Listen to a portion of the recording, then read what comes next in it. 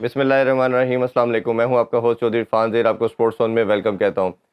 नाज़रीन, क्रिकेट के हवाले से बात करें तो एक जो हमारा डिक्लाइन है वो कंटिन्यूसली चलता चला जा रहा है। इस हवाले से अगर हमने देखा कि हम हर फॉर्मेट के अंदर पाकिस्तानी क्रिकेट बुरी तरह नाकाम होती चली जा रही है। अगर हम बात करें टेस्ट मैचेस की, तो 3 साल से हम अपनी सोइल पे कोई भी टेस्ट मैच नहीं जीत पाए।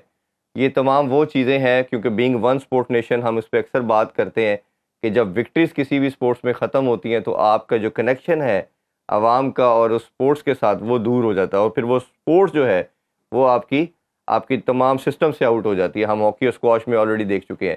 ये क्या रीज़न्स हैं, क्या मामलात हैं, आखिर ये किस तरह बेहतर हो सकती है या नहीं हो सकती, इन तमाम डिटेल में हम आज डिस्कशन करेंगे। इस पर बात करने के लिए हमारे साथ सीनियर स्पोर्ट्स एनालिस्ट मौजूद हैं, नसीम राजपूत। अस्सलाम वालेकुम नसीम भाई। वालेकुम सलाम। नसीम भाई, ये तमाम चीज़ों पे आज जो बड़ा सैड और अनफॉर्चुनेट है, और जब हम कोई इस तरह के मामलात होते हैं ज़रूर आपको राय के लिए हम बुलाते हैं। नसीम भाई, ये क्या रीज़न है कि दुनिया की कोई साइड अपने होम ग्राउंड पे इतना बुरा परफॉर्म नहीं करती जिस तरह पाकिस्तान अपनी होम सॉइल पे कर रहा है?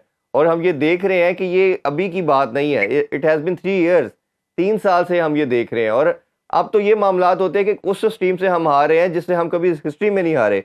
जैसे वर्ल्ड कप में हम यूएसए से हारे, आयरलैंड से हम टी20 में हारे, अफगानिस्तान से हारे, और अब जो रिसेंटली बात हम कर रहे हैं कि वाइट वॉश हुआ बांग्लादेश, और अभी इंग्लैंड हमें जिस तरह मारी है वो भी आपके सामने है। तो साहब, हमारी नीयतें सही नहीं है। आपको एक बात बताऊं, यहाँ बिल्कुल क्लियर हो जाती है सूरत हाल जाके। और हमारे जहाँ पे डिक्लाइन और बहुत सारी चीजों में आया है, वहाँ पे हमारा वो खेल के जो खैबर से लेके चमन तक जो है वो सबको एक लड़ी में पिरो देता है। खेल में भी अगर हम देखते हैं तो पाकिस्तान का इतना बड़ा डिक्लाइन आता है कि आप सोच भी नहीं सकते। तो ये बहुत ही इंपॉर्टेंट है, जो मैंने आपको लफ्ज कहा कि हम खुद अपने आप से सिंसियर नहीं है। इसकी वजह ये है कि हमने क्या 2022 की सीरीज से कुछ भी लर्न नहीं किया था। वहां पर भी हमने वो पट्ठा विकेट बनाए थे, वो एक दिन में 500 रन बनाए थे। आज हैरी ब्रोक 100 करके चले गए। 454 रन की जो है जो टीमें रन बनाती हैं वो पार्टनरशिप करके चले गए। और जिस अंदाज से वो आपके बॉलर्स को धो रहे थे, मुझे बेशर्मी लग रही थी अपनी क्रिकेट की। और यकीन माने शायद हम बेशर्मी हो गए। इसकी वजह यह है कि जिस अंदाज से हम खेल रहे हैं चौधरी साहब, ये हमारी ब्रांड ऑफ क्रिकेट कभी भी नहीं रही है। हम एक बुजदिलों का टोला बन चुके हैं। हमारा थिंक टैंक बुजदिल है, हम बुजदिल हैं। देखिए ना, सारी दुनिया अपने होम एडवांटेज को उठाती है। इंडिया भी अपने स्पिनर्स के साथ तमाम गोरी टीमों के खिलाफ, south Africa, Australia, England, New Zealand, इनके खिलाफ जी बिल्कुल एक ऐसी पिच बनाता है, थड़ा पिच जिसे कहते हैं, कि वो इतना ब्रेक ले रही होती है और वो उनका हराता है, जीतता है, रैंकिंग में भी टॉप पे रहता है। हम यानी कि या तो आंखों देखी मक्खी निकलने की आदी हो गए कि नजर आ रहा है यार ये मक्खी गिर गई है कप में और हम वो पीने को तैयार बैठे हुए।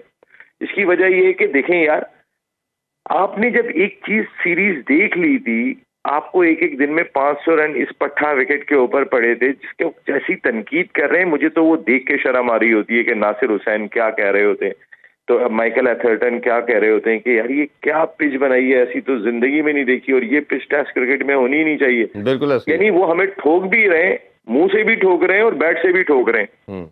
हम क्या बेशरम हो गए, क्या हो गए, इसमें ना तो समझ में नहीं आ रहा। थोड़ा सा कॉन्टेक्स्ट मैं थोड़ा बड़ा करना चाहूंगा। देखें, ये अगर कनेक्शन देखें ना इन तमाम चीज़ों का, थोड़ा सा 2 साल में पीछे लेके जाना पड़ेगा मुझे। पहली दफ़ा जब 2 साल पहले जब इंग्लैंड आई तो हमने देखा कि रमीज़ राजा चेयरमैन थे, तो उनसे जब बात की गई उन्होंने कहा जी फ्लैट विकेट्स बनाएंगे, एंडरसन जो हैं वो वर्ल्ड क्लास बॉलर हैं, हम फंस जाएंगे।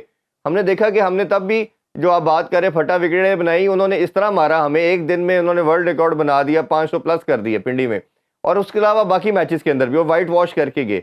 फिर ऑस्ट्रेलिया आती है, हमने कहा जी कि नहीं, हम तो इस तरह विकेटों में फंसेंगे, स्पिन विकेट्स बनाते हैं, उस पर भी उन्होंने रिवर्स स्विंग करके आउट किया।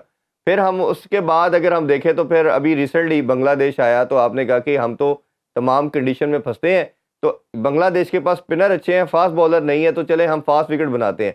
उस पर उनके बच्चों ने जो पहली दफ़ा मेरा ख्याल है आउट ऑफ कंट्री किसी भी सीरीज़ के लिए गए थे, उनके दोनों पेसर नाहीद और हसन पहली दफ़ा पाकिस्तान विजिट कर रहे थे, उन्होंने हमें उड़ा दिया। तो अब पाकिस्तान उस भंवर में फंस चुका है, ना हमारे पास फास्ट बॉलर है, ना स्पिनर है, बैटर हमारे हर तरह की कंडीशन में एक्सपोज हो रहे हैं, जिनको हम कहते थे जी दुनिया के बेस्ट बैटर हैं, ये पाकिस्तान क्रिकेट अब जाएगी तो जाएगी किस साइड पे, इस हवाले से क्या कहेंगे आप? आपको नजर नहीं आ रहा किस साइड पे आ चुकी है? जाएगी वाली तो बहुत अब बात पुरानी हो गई। देखे जी हमारा चौधरी साहब जो मसला है वो ये है कि हमारे कुछ मंजूर नजर लोग होते हैं जो हमारे सिस्टम का हिस्सा है, और वही फिर जो है वो चाहे वो स्याह करें, सफेद करें, अच्छा करें, बुरा करें, वही होते हैं। आप अगर सिर्फ अपने प्लेयर्स की एग्जाम्पल उठा के देख लें, आपके वही प्लेयर जो अभी बांग्लादेश के खिलाफ व्हाइट वॉश हुए थे, अगर आमिर जमाल को मैं हटा दूं तो सारे वही खेल रहे हैं, कोई ऐसे फर्क ही। नहीं है। आमिर जमाल अनफिट थे तो वो नहीं खेले थे। आप 448 रन करके भी हारे, अब 26 रन पे 6 आउट करके भी मैच हार रहे थे। आपके जो खिलाड़ी जिम्बाब्वे के खिलाफ खेलते हैं वही ऑस्ट्रेलिया के खिलाफ खेलते हैं, जो आयरलैंड के खिलाफ खेलते हैं वही इंडिया के खिलाफ खेलते हैं, जो हॉलैंड के खिलाफ खेलते हैं वही जो है वो इंग्लैंड के खिलाफ खेलते हैं। तो आप तो कोई चीज बनाने जा ही नहीं रहे। जी आप जिन चूजों के साथ, मैं इनको अब चूजा कहना शुरू हो गया हूँ कि एक मैंने अपने खिलाड़ी, अपने ब्रांड देखा है पाकिस्तान क्रिकेट का, उनका लेवल देखा है।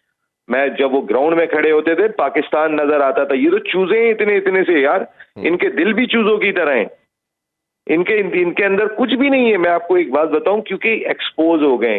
कहाँ पे एक्सपोज हुए? देखें, जब आप नाइंसाफी करते हैं, जब आप अपनी दोस्ती यारियां निभाते हैं और मेरिट का ख्याल नहीं करते हैं, जब आप अपनी मनमानी करते हैं और आगे पीछे कुछ भी नहीं देखते हैं, तो अल्लाह का भी हिसाब है। अल्लाह की लाठी बड़ी बेआवाज है। आज इस पिच के ऊपर सारी दुनिया जो है वो ऐसी बहती गंगा है कि जहां पे हाथ धो रही है वहां पे बाबर आजम हमारा हाथ नहीं धो पा रहा। अब आप जरा 71 गेंदे 12 ओवर इस पट्टा विकेट के ऊपर खड़े होने के बाद भी वो इतना लेजी होके जो है वो एलबीडब्ल्यू हो जाता है। इसकी वजह है कि आप जो बोते हैं ना वो काटते हैं। ऐसा नहीं होता कि छोड़ देगा अल्लाह ताला आपको। आपने जो दोस्ती यारी निभाई थी, उन्होंने ही डंडा डोली करके पहले आपको कप्तानी से बाहर उठा के फेंका, और उसके बाद वही लोग खेल रहे हैं। और अब आप जो खेल रहे हैं वो वो कहते हैं ना, वो जब आप अपने मुल्क से बाहर चले जाते हैं तो जब इतनी ज्यादा आप कप्तानी को एंजॉय कर चुके होते हैं 4 साल, और उसके बाद जब एक प्लेयर खेलते हैं आपके लिए एडजस्ट करना इतना आसान काम नहीं होता। बिल्कुल। तो अब खेलेंगे एक आम प्लेयर की तरह, और जब सुनेंगे बाकी तमाम लोगों की, तो अब बाबर को चाहिए आपका जो कैलिबर था उसको वापस लाने की कोशिश करें। और अच्छा, मैं मैं एक बात बताऊं, बाबर की बात थोड़ा आगे करना था, लेकिन आपने जिक्र छेड़ दिया, इसी पे हम डिस्कस कर लेते हैं। मेरा मानना यह है कि जो शायद पहले भी आपसे मैंने शो में बात की थी कि सबसे बड़ी रीज़न जो इस डिबैकल की, ये डिज़ास्टर चल रहा है पाकिस्तान क्रिकेट का, जो रॉक बॉटम हम हिट कर रहे हैं, वो कप्तानी की जंग थी। बाकी फैक्टर्स भी हैं, बट ये सबसे बड़ी मेन वजह बनी। यही लड़के जो एक दूसरे के लिए हैशटैग चलाते थे, सोचना भी मना है, अब वो एक दूसरे के दुश्मन बने हैं, लॉबिंग कर रहे हैं, वो सारे हमारे सामने एविडेंट है, किसी से ढकी छुपी बात नहीं है। अच्छा, अब बाबर ने जैसे स्टेप डाउन किया, तो बाबर के ऊपर से मेरा तो मानना ये था कि शायद ये साल पहले डिसीजन हो जाना चाहिए था, या right after ODI world cup के बाद इनको सेफ्टी नहीं करना चाहिए था। अब आप क्या समझते हैं, एक तो क्या कप्तान होगा वाइट बॉल के अंदर, और जिसका नाम तो ऑब्वियसली रिजवान और शादाब का सबसे टॉप पे लिया जा रहा है, और दूसरा ये कि शान मसूद की कप्तानी है कि टेस्ट के अंदर भी बात करें तो अनफॉर्चुनेटली उन्होंने अच्छा तो परफॉर्म कर दिया, बट उनकी कप्तानी में हमें ज़रा भी इंप्रूवमेंट नज़र नहीं आ रही कि जब मार पड़ रही है तो फील्ड प्लेसिंग कैसे हमने बेहतर करनी, गैप्स को कैसे बॉलर के साथ मिल के कवर करने हैं, ये तो आपके कंट्रोल में है। तो वो तो हमें कहीं ना कहीं, जैसे 26 पे 6 आउट करके सबको मालूम था कि 2-2 ओवर आपने करके एक विकेट लेनी थी, तो उन्होंने अपने दूसरे बॉलर सेकंड ईयर के लगा दिए और उनकी पार्टनरशिप लगवा के मैच हरवा दिया। तो ये कप्तानी के मसले को दोनों पहलू पे बताइए, वाइट बॉल और रेड बॉल के हवाले से। देखिए, रेड बॉल में जब इतना नाकाम हो गए थे ना शान मसूद, तो उनको एज ए प्लेयर ले आना चाहिए था और वो ज्यादा बेहतर होता। और लेकिन एज ए प्लेयर भी अगर आप उनकी परफॉर्मेंस देखें तो उनकी 28 की एवरेज है, 40 टेस्ट मैचों में, चौथी सेंचुरी। और इस पिच पे अगर उन्होंने 150 रन कर दिए तो भाई इस पिच के ऊपर तो छोड़ कौन रहा है?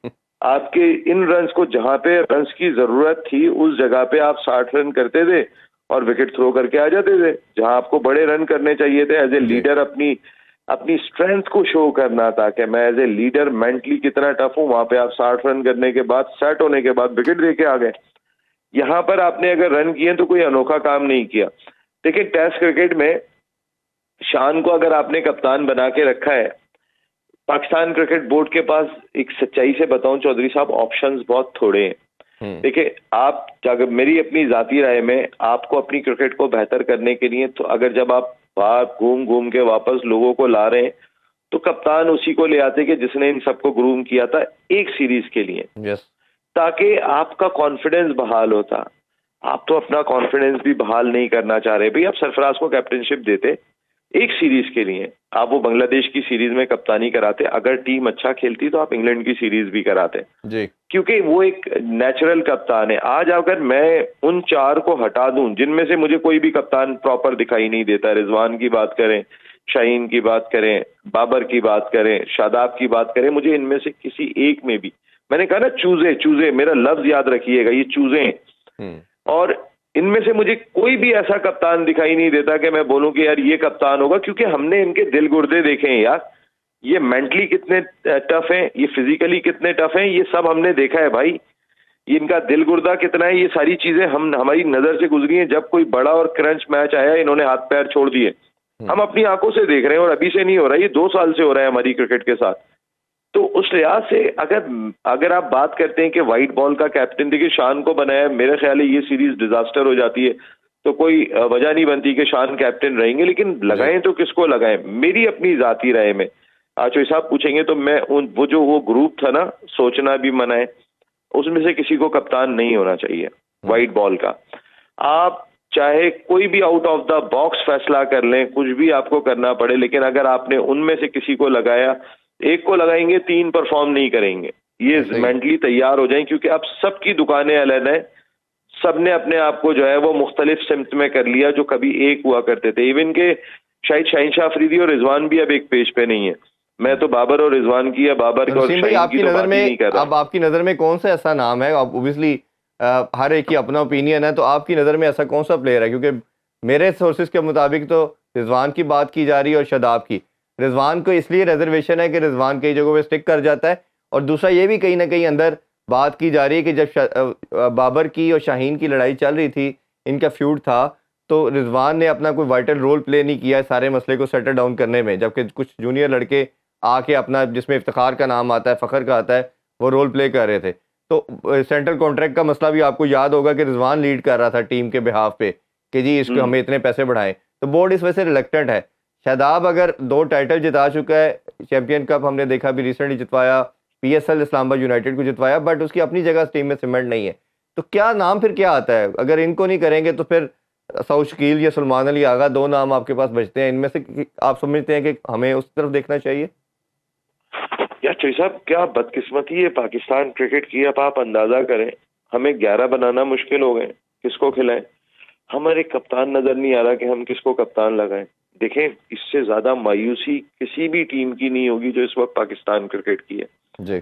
और जिस सतह पे हम लेके चले गए। यार हमने करा क्या है, हमने अपने कॉन्फिडेंस को ना हथौड़े मार मार के अपने सर पे खुद ही खत्म किया उस कॉन्फिडेंस को। 48 गेंदें, 48 रन, 8 विकेट आपको इंडिया के खिलाफ थे।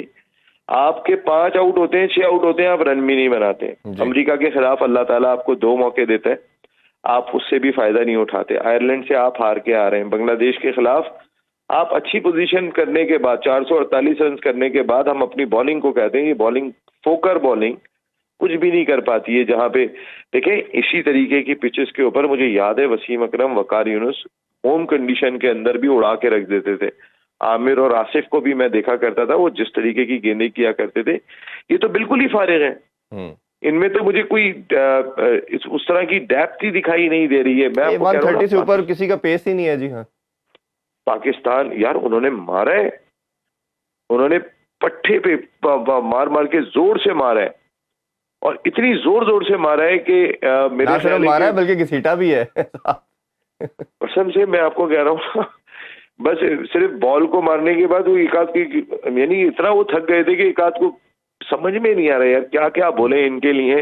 तो उसी में मेरा फिर अगेन वही क्वेश्चन है, कप्तानी में कोई व्हाइट बॉल में आपका नजर में कोई कैप्टन है? और मैं ये भी साथ मानना है मेरा कि तीनों फॉर्मेट का पाकिस्तानी जैसे सिस्टम में या इवन सब कॉन्टिनेंट में एक ही कैप्टन होना चाहिए। तो आपका क्या इस पे ओपिनियन है? और नाम कोई माइंड में अगर आपके आता है तो जरूर बताइए। देखिए, सिंपल सी बात है चोई साहब, यहाँ पे कोई भी आपको अगर एक कैप्टन 3 फॉर्मेट का, तो मेरी समझ में नहीं आता मैं किसको लगाऊं। मैं आपको बिल्कुल सच्चाई से कह रहा हूं, और मैं बिल्कुल नहीं चाहूंगा बाबर, देखिए इतने बड़े बड़े ब्लंडर किए आपने। शाहीन को हटा दिया बिफोर वर्ल्ड T20, अभी आपने लगाया था, अभी आपने हटा दिया। जो थोड़ी बहुत कसर रह गई थी वो आप खुद ही जो है ना, वो पेट्रोल भी डालते हैं, ये हमारा क्रिकेट बोर्ड, और आग भी लगाता है। उसके बाद कहता है ग्रुपिंग नहीं होनी चाहिए, और भाई आप भी तो अपने फैसले देखो, उसमें कोई तो स्टेबिलिटी लेकर आओ। आपने एक जो आपकी परमानेंट टीम का मेंबर है, आपने उसको जो है वो टीम के बाकी खिलाड़ियों के अपोजिट करने में कोई कसर ही नहीं छोड़ी। जी स्टूपिडिटी है, पाकिस्तान क्रिकेट बोर्ड के थिंक टैंक की स्टूपिडिटी है ये।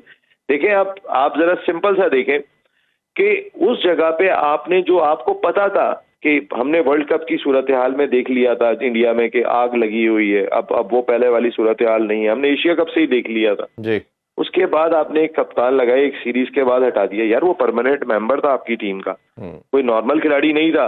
ऐसा नहीं था कि कोई अभी आमिर जमाल को आपने लगा के हटा दिया था, या आपने जो है अबरार को लगा के हटा दिया था। वो शाहीन शाह अफरीदी था आपके पास, जो है वो है ही क्या, यही 130 वाली बॉलर है, 140 वाले बॉलर है, और इसके अलावा बताएं आपके पास है क्या? किसको खिलाएंगे? कोई बाहर से लाके खिलाएंगे? इससे अच्छी बॉलिंग, इनसे अच्छी तो अभी जेम्स एंडरसन जो उनका बॉलिंग कोच आया हुआ है, अभी रिसेंटली रिटायर हुआ है, आप उसको इस पिच पे करवा दें, इनसे अच्छी कर लेगा। जो रिटायर हो चुका है, मैं आपको सच बता रहा हूँ, अभी वो जितना फिट दिखाई दे रहा है, अभी तो रिसेंटली वो रिटायर हुआ है। एंडरसन को आप छोड़ दें, वो इनसे अच्छी बॉलिंग करेगा। शर्म आनी चाहिए यार इन लोगों को। मैं कह रहा हूँ ना, मुझे अब अपनी क्रिकेट देख देख के शर्म आ रही है, और अपने थिंक टैंक को देख के ना उससे ज्यादा शर्म आ रही है। अब नसीम में मसला ये है कि आगे हमारी ना सिर्फ वाइट बॉल क्रिकेट है, और अभी हमने ऑस्ट्रेलिया जाना है, उधर T20 ODI खेलने हैं, फिर obviously south Africa, West Indies, और उसके बाद फिर आगे बड़े चैंपियन ट्रॉफी भी आ रहा है। तो कोई नाम, फिर मैं आपसे रिपीट ये क्वेश्चन कर रहा हूँ कि कोई नाम आपकी नज़र में है और आपके सोर्सेज बताते हैं कि बोर्ड इसके वाले से सोच रहा है? देखिए, अगर सऊद शकील मुझे एक कप्तान दिखाई देता है, उसमें थोड़ी सी एक ऐसी संजीदगी और एक एलिमेंट दिखाई देता है, लेकिन यार उसमें भी कोई कंसिस्टेंसी दिखाई नहीं देती। फिर मैं वाइट बॉल के अंदर सऊद शकील PSL बुरी नहीं खेले थे कोयटा ग्लैडिएटर्स के लिए, कहीं ना कहीं उन्होंने स्पार्क शो किया था। और वाइट जिस तरह वो सिंगल डबल्स करते हैं, is not a bad choice for white ball cricket, इसमें कोई शुबा नहीं है। लेकिन मेरा कहने का मकसद सिर्फ इतना सा है भाई, कि क्या सऊद शकील या आगा सलमान या अब्दुल्ला शफीक, इमामुल हक, वैसे मैं आपको एक बात बताऊं ना, मुझे एक चॉइस ऐसी दिखाई देती है कि क्योंकि अब वो उसकी दोस्ती किसी के साथ भी नहीं है। वो पुरानी बात हो गई कि बाबर के दोस्त हैं वो, अब तो वो तो बाबर से भी, अब ऐसा कप्तान आपको लाना है जिसकी कोई दोस्ती यारी ना हो जी। और इमामुल हक, क्योंकि वो तीनों फॉर्मेट में खेलने की सलाहियत रखता है। T20 में मैं नहीं मानता, लेकिन एटलीस्ट ODI और टेस्ट के लिए इमामुल हक पूरी चॉइस नहीं है इस मुश्किल वक्त में, जब आपको कुछ भी दिखाई नहीं दे रहा। देखिए, कुछ आउट ऑफ द बॉक्स भी सोचना पड़ेगा, और अगर ज्यादा बेहतर होगा जो मौजूदा लॉट के 16 है ना, इनमें से ना लो यार, कोई एक। और इमाम ने जो 1-2 मैचेस में कप्तानी की, तो उसने ग्लिम्पसेस शो किए कि उसके पास पूरी कैपेबिलिटी है। नसीम भाई, अभी इस पर ज़रा डिटेल में डिस्कशन करते हैं, एक छोटा सा ब्रेक लेते हैं। ब्रेक से वापस आके क्रिकेट के दिस अफेयर और आगे क्या होना चाहिए और चैंपियन ट्रॉफी के हवाले से नसीम राजपूत से बात करेंगे। Stay with us. Welcome back in sports on. Naseem भाई, अभी जैसे कप्तानी की बात कर रहे थे कि ये तो खैर अब देखते हैं कि कौन कप्तान बनता है वाइट बॉल में, और देखते हैं मामलात। बट ये जो टर्बुलेंस है, जो सिचुएशन है, वो बहुत वर्स हो चुकी है, और इतनी वर्स शायद हमने अपनी हिस्ट्री में नहीं देखी। अच्छा, थोड़ा सा मैं अगर आगे इसको बताऊं, इस डिस्कशन को बढ़ाना चाहूँ, तो ये एक प्रॉब्लम जो मुझे नज़र आया, बाबर के अगर हवाले से मैं कॉन्टेक्स्ट में बात कर रहा हूँ, वो सबसे बड़ा प्रॉब्लम ये था कि जो हम सरफराज को क्रेडिट देते हैं, मैं तो इसको क्राइम का वर्ड यूज़ करता हूँ कि जब उसको हटाया गया तो दैट वाज क्राइम, और इसमें सबसे बड़ा जो क्रेडिट जाता था, जब हम देखते हैं सरफराज के कंपैरिजन में बाबर को, तो सरफराज ने कोई 10-12 लड़के पाकिस्तान को तैयार करके दिए। हमारी क्रिकेट में ये लोग अंधों में काना राजा है, क्योंकि कोई है ही नहीं, इन्हीं की तरफ घूम फिर के देखना पड़ता है, तो इन लोगों की भी बात सुननी पड़ जाती है। ये वक्त आ गया है पाकिस्तान क्रिकेट पे। देखिए, सेल्फिश अप्रोच ने पाकिस्तान क्रिकेट को तबाह कर दिया है। आप अगर देखिए, मैं सरफराज को उस वक्त भी, मैंने जब इसको हटाया था, मैंने कहा ये दिन याद करेंगे आप, जो आज आपने ये काम किया है, क्योंकि बार बार कप्तान नहीं आते। कप्तान जो है वो आप एक गॉड गिफ्टेड एलिमेंट होता है, और वो नेचुरल होता है, और सरफराज प्रूफ करता चला जा रहा था। इस मुल्क का वो वाहिद कैप्टन है जिसने इस मुल्क को 2 आलमी title, under 19 world cup champions trophy जीता है। उससे हटके यार, टीम 22 रेटिंग पॉइंट से नंबर 1 टीम थी T20 की। आप 11 सीरीज ऑन अ ट्रॉट जीत के आ रहे थे। कौन अहमक हटाता है? इस क्रिकेट को तबाह करने में एहसान मानी और वसीम खान का बहुत बड़ा हाथ था, और उसके बाद रमीज राजा साहब ने भी कोई कम रोल प्ले नहीं किया। उन्होंने भी जो है इस प्लेयर पावर को और मजबूत किया। उन्होंने बजाय पाकिस्तान क्रिकेट बोर्ड में अपने आप को मजबूत करने के, उन्होंने प्लेयर पावर को मजबूत करना शुरू कर दिया कि यार ये जिताएंगे बस। वो पागल हो गए कि भाई अब तो चेयरमैन हमारे साथ है, वो भी हमारे हाथ के अंदर है, कि करे जाओ जो मस्ती करनी है, यहाँ पर कौन पूछने वाला है। तो उस दौर के अंदर ये प्लेयर पावर और बढ़ी। देखिए नजम सेठी ने आने के बाद इस प्लेयर पावर को खत्म करने की कोशिश की थी। सेठी साहब ने अफगानिस्तान की टीम में सबको बाहर बिठा दिया था, आपको याद होगा। जी जी बिल्कुल। शादाब को कप्तान बना के भेजा था, वो प्लेयर पावर को समझ गए थे, लेकिन वहां पे शादाब ने अपनी दोस्ती निभाई अपने दोस्तों के लिए और उस टीम को जीतने नहीं दिया। 2 मैच पाकिस्तान ग्रिप करके हार गया। नहीं, वो तो उनकी स्टेटमेंट जो थी मैचेस के बाद, उसने कहा जी आप सीनियर प्लेयर को बाहर करने की बात कर रहे हैं, ये देखें। और हैशटैग तभी शुरू हुआ था, सोचना भी मना है, और शाहीन ने स्टार्ट किया था। तो ये जो सारे बेस्ट फ्रेंड थे, ये फिर एकदम टूट फूट का शिकार हुए और सारा हमारे सामने। अच्छा नसीम भाई, अब चले, एक तो बात हम मानते थे, और मैं और आप तो हमेशा इस पर जब भी डिस्कशन हुई कि बाबर कैप्टन कमोडिटी नहीं है, ये हम पाकिस्तान, ये सेम वही मिस्टेक की जो भारत ने कोहली को बना के की। उन्होंने समझा ये शायद धोनी से बड़ा कैप्टन है। प्लेयर तो चलो बड़ा था, बट कैप्टन बड़ा नहीं था। तो यही हमने भी उन्हीं को कॉपी किया और हम भी उसी तरह फंसे। अच्छा, उनके कंट्री में ये है कि सेप्टस फिर भी है, प्लेयर जितना मर्जी बड़ा हो। अब कोहली से बड़ा तो दुनिया में कोई प्लेयर नहीं है, लेकिन उसने भी एक्सेप्ट किया, बैटिंग पे तवज्जो दी, और वो जो एक डिजास्टर में और एक सिचुएशन में वो आके ट्रैप हो गया था, उससे निकला।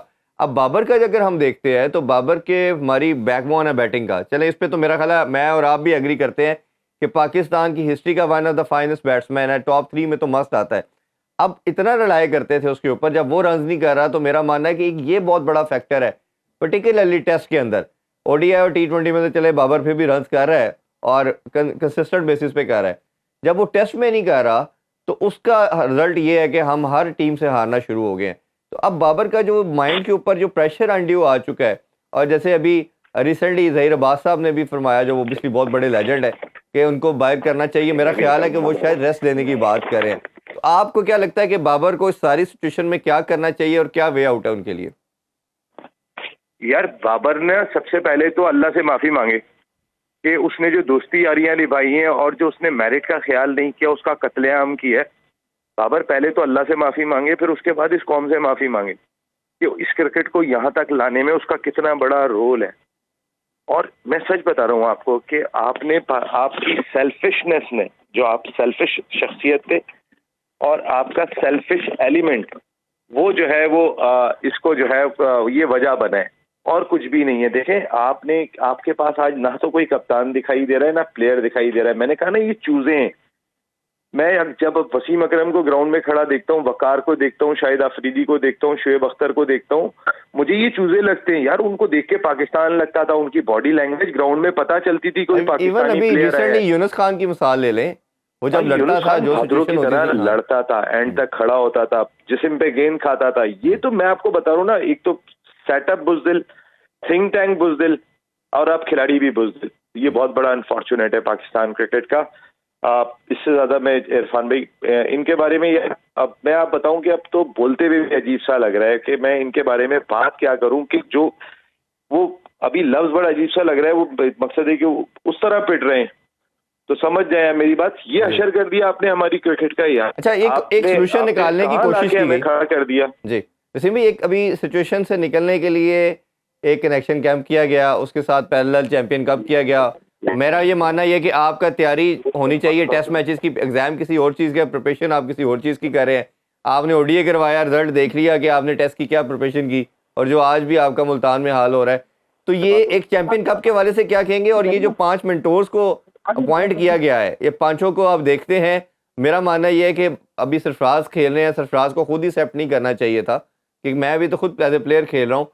तो बाकी तो चले आप कह सकते हैं कि समहाउ पुराने प्लेयर हैं, चले रिटायर हो गए, कोई कोचिंग में रोल में भी रह चुके हैं। तो आप इन 5 मेंटोर्स को कैसे देखते हैं, और क्या ये 150 लड़कों का जो पूल है 5 टीमों में, क्या ये पाकिस्तानी क्रिकेट को सेव कर पाएगा? यार आप अपने मेंटोर को पैसे कितने दे रहे हैं? 50 लाख रुपए। एक मुशीर आता है पाकिस्तान क्रिकेट बोर्ड का, वो कहता है मुझे मुशीर नहीं लगना, मुझे मेंटोर लगा दो, 50 लाख रुपए चाहिए।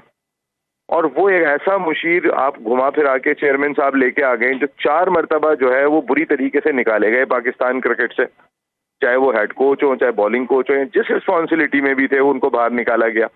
उनको आप मेंटोर लेकर आ गए, अगर आपने मेंटोरिंग करानी थी, देखे ना, मिसबाउल हक के बारे में कहा जाता है डिफेंसिव माइंडसेट, और वो डिफेंसिव माइंडसेट क्या, वो पूरे एक रीजन को डिफेंसिव माइंडसेट तैयार करेगा। अच्छा, इधर आ जाते हैं आप, बाकी लोगों की बात करते हैं। सरफराज अभी खुद क्रिकेट खेल रहा है, उसको मेंटोर लगाने की जरूरत क्या थी? अब आप अगली जो जो अंडर 19 इवेंट हो रहे हैं उसमें कह रहे हैं सरफराज नहीं खेलेंगे, सरफराज मेंटोर नहीं होंगे क्योंकि वो खेल रहे हैं। तो भाई वो खेल कौन सा रहा है? जहां उसको खेलने की जरूरत थी आप उसको वहां पर भी मौका नहीं देते। आपके तो वही लोग खेलते हैं कि जिनको आपने जहन बना लिया यही खेलेंगे, बस वही शामिल होंगे। यार आप इस इंग्लैंड को समझ है कि इस यहाँ की पिच के ऊपर 2 स्पिनर के साथ उतरो, कोई फास्ट बॉलर जख्मी ना हो जाए उनका, इसमें जान कुछ नहीं है।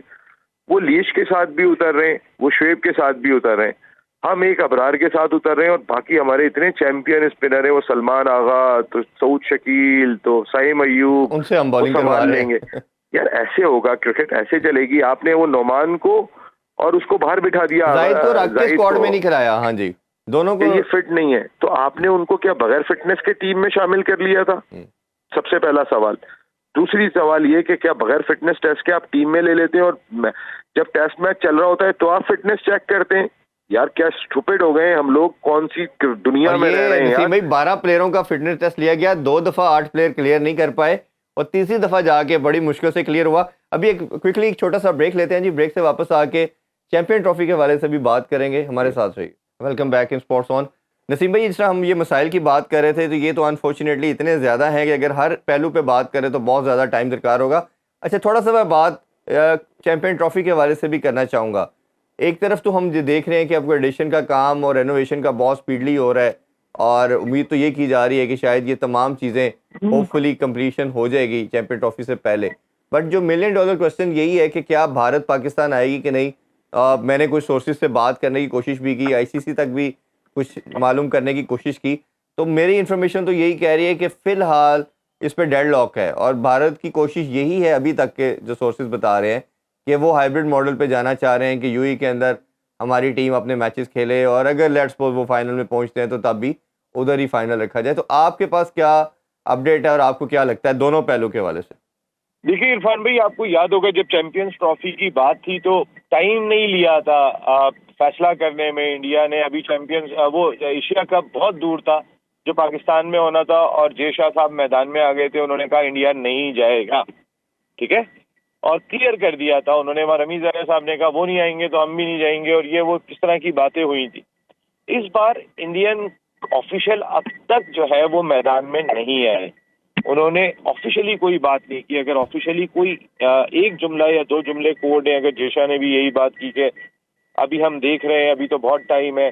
अगर राजीव शुक्ला ने जो बात की थी, मैं उसको बहुत इंपॉर्टेंस देता था वाइस प्रेसिडेंट की, कि अगर इस दफा भी हम पाकिस्तान खेलने के लिए नहीं गए तो हो सकता है अगले साल जो एशिया कप पाकिस्तान में होना है या उसके बाद जो वर्ल्ड कप होना है, पाकिस्तान भी ये बहाना पाकिस्तान भी ये कह सकता है कि हम भी नहीं आ रहे, हमारे मैचेस भी हाइब्रिड मॉडल पे रखो, हमारी हुकूमत भी इजाजत नहीं दे रही।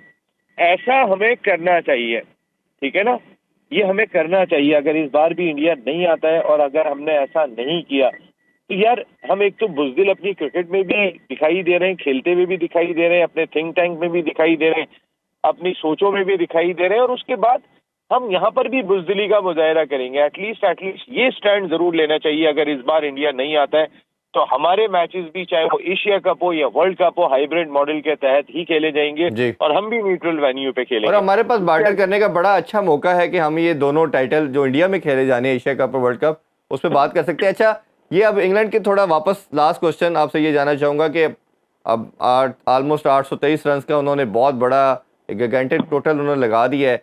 आपके ख्याल में क्या अब अप्रोच होनी चाहिए? स्वायर डिफेंस के तो कोई ऑप्शन बचती नहीं है, अब्दुल्ला शफीक तो 0 पे आउट हो गए, तो क्या आपके ख्याल में पाकिस्तान अब क्या 1.5 दिन सेव करने के लिए जाएगा? इसके अलावा तो कोई मेरा ख्याल है इनके पास ऑप्शन ही नहीं है। देखिए, सेव करने के लिए जाएंगे तो आज ही आउट हो जाएंगे। हमने अपनी टीम का दिलगुर्दा देखा है, तो थोड़ा भादरों की तरह, जैसे वो भादरों की तरह खेल के गए, हमें ये मैच बचाने का एक ही तरीका है, दूसरा नहीं है, और वो बहादुरी है। उसके अलावा कुछ भी नहीं है। अगर हम बहादुरी नहीं दिखाएंगे तो फिर कुछ भी नहीं होगा। और यहाँ पे आपको भी उनके बॉलिंग पे, इस पिच के ऊपर भी अटैक नहीं कर रहे हो तो यार कहाँ पे अटैक करोगे यार? उन्होंने आपको मार मार के आपका बुस भर दिया है, इस बुरी तरीके से मारा है। लेकिन अगर आप यहाँ पे बिल्कुल ठक्का लगाने चले गए ना इरफान भाई, तो वो हमने माजी में भी देखा है। जी हम बांग्लादेश के खिलाफ प्रेशर नहीं ले सके तो इंग्लैंड के खिलाफ क्या प्रेशर लेंगे। बांग्लादेश की बॉडी लैंग्वेज तो कुछ भी नहीं थी। इंग्लिश टीम की अगर आप बॉडी लैंग्वेज देखेंगे तो वो जमीन आसमान का फर्क दिखाई देता है। बिल्कुल ही चेंज बॉडी लैंग्वेज है उन लोगों की। वो तो प्रोफेशनल्स एक डिफरेंट अंदाज के हैं। उनकी बॉडी लैंग्वेज ग्राउंड में देखे, वो जिस तरह हंस रहे होते हैं, मजाक कर रहे होते हैं, खेल रहे होते हैं, इसी खेल कूद के अंदर वो आपको ठिकाने लगा देंगे, मैं आपको बताऊं। और अगर आपने अटैक नहीं किया, थोड़ा सा आप भी रना बॉल खेल के सबसे पहले कोशिश करके ये जो डेफिसिट है ना इसको उतारें। ये डेफिसिट नहीं उतारेंगे तो आप मेरी बात यकीन कर लें कि आज ही पाकिस्तान के साथ अगर डेफिसिट उतारने का टास्क ध्यान में नहीं रखा और बहादुरी वाला टास्क नहीं रखा कि हम भी वैसा ही अटैक करेंगे, तो मेरा ख्याल है कि माइट भी पॉसिबल आज ही खत्म हो जाएगी मैच। तो अब ये रसीम भाई, ये जो एक भंवर है, जो एक प्रॉब्लम है, जो एक शेल है जिसके अंदर पाकिस्तान टीम गिर गई है, अब क्या माइंडसेट, अब लास्टली मैं फिर आपसे वही पूछना चाहूँगा कि क्या होना चाहिए। हमने देखा कि पहले हम टेस्ट को, अगर हम उसी कॉन्टेक्स्ट में बात करें टेस्ट मैचेस के हवाले से, कि हम ज़रा बहुत ही स्लो खेलते थे, 2 या 3 के स्ट्राइक रेट के साथ खेलते थे।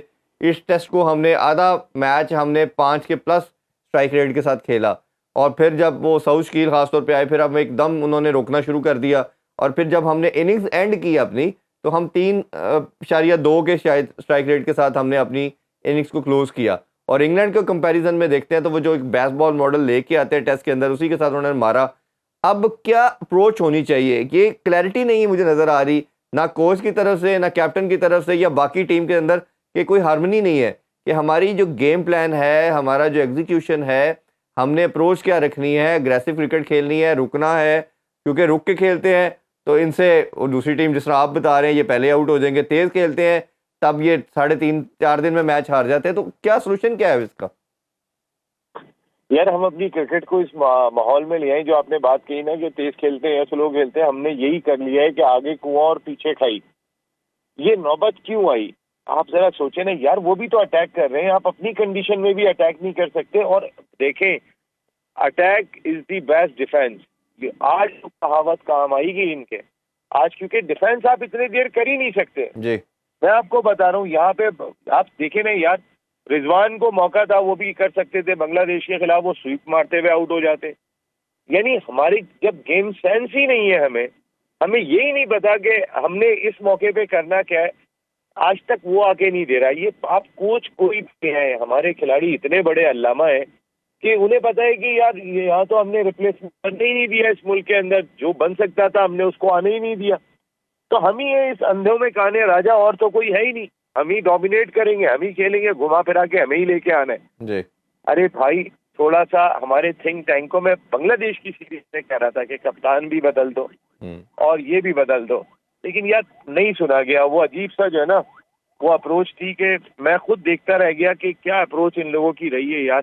हम बनाने ही नहीं चाहते। माजरत के साथ इरफान भाई, मैं आपको क्लियरली बताऊं, हम जिस ब्रांड की क्रिकेट खेल रहे हैं और बार बार खेल रहे हैं, बार बार एक ही गलती दोहरा रहे हैं, बार बार वही काम कर रहे हैं कि जिसकी वजह से हमें जिल्लत हो रही है, और फिर हम वही कर रहे हैं।